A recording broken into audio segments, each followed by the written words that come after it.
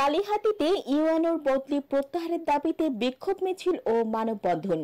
কালিহাতী প্রতিনিধি শুভ্র মজুমদারের পাঠানো তথ্যচিত্রে দেখুন বিস্তারিত। টাঙ্গাইলের কালিহাতীতে উপজেলা নির্বাহী কর্মকর্তা সাদাত হোসেনের বদলি প্রত্যাহারের দাবিতে স্থানীয় জনগণ বিক্ষোভ মিছিল ও মানববন্ধন করেছে। 25 আগস্ট রবিবার সকালে কালিহাতী আর.এস. সরকারি পাইলট উচ্চ বিদ্যালয় সহ বিভিন্ন শিক্ষা প্রতিষ্ঠানের শিক্ষার্থীরা এবং উপজেলার মুক্তিযোদ্ধারা সহ সর্বস্তরের জনগণ এই কর্মসূচিতে অংশ নেন।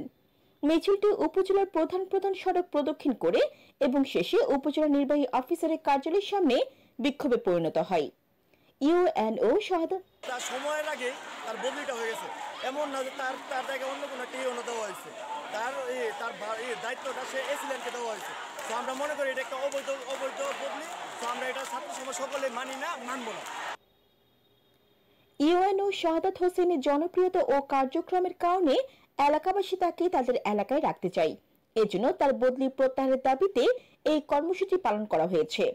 জনসমর্থনপ্রাপ্ত কর্মকর্তার বদলির বিষয়ে প্রশ্ন উঠলে স্থানীয় জনগণ প্রায়শই এমন কর্মসূচির মাধ্যমে তাদের অসন্তোষ প্রকাশ করে।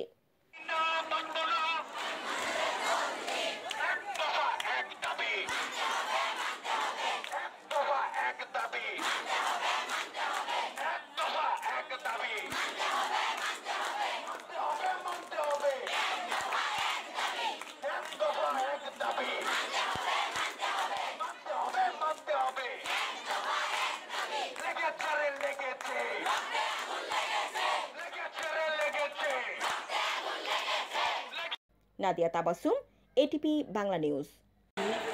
একটা বালু মহলে উনি যাওয়ার পর 2.5 লক্ষ টাকা জরিমানা করে তার 3 থেকে 3.5 ঘন্টার মধ্যে উনি ট্রান্সফার করেন। এখানে কোনো ইউএনও পরবর্তীতে দেন না। সারা বাংলাদেশে ইউএনওদের কোনো বদলি খবর আমরা জানি না।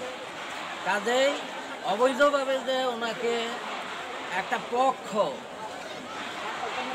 ট্রান্সফার করছে তার প্রতিবাদে, এবং উনি একজন ভালো মানুষ। আর 5 তারিখে সমন্বয়কারীদের যে 5 তারিখে যে একটা স্বৈরাচারী সরকারের পতন ঘটানোর পর উনি সকলের সাথে দলমত নির্বিশেষে সকলের সাথে যে আচরণ করছেন এবং কালিহাতীকে গোছায় রাখছেন, এটা কারো হয়তো পছন্দ হয়নি, যে কারণে ওনাকে ট্রান্সফার করছেন। আমরা এই ট্রান্সফার মানি না বিদায়ী আজকে না, ওই দিনের পরের থেকেই আমরা এই আন্দোলনে নাম। কালিহাতী উপজেলা মুক্তিযোদ্ধা সংসদের পক্ষ থেকে আমরা মুক্তিযোদ্ধারাও নামছি, সমন্বয়কের ছাত্ররাও আছে এবং আপামর জনসাধারণ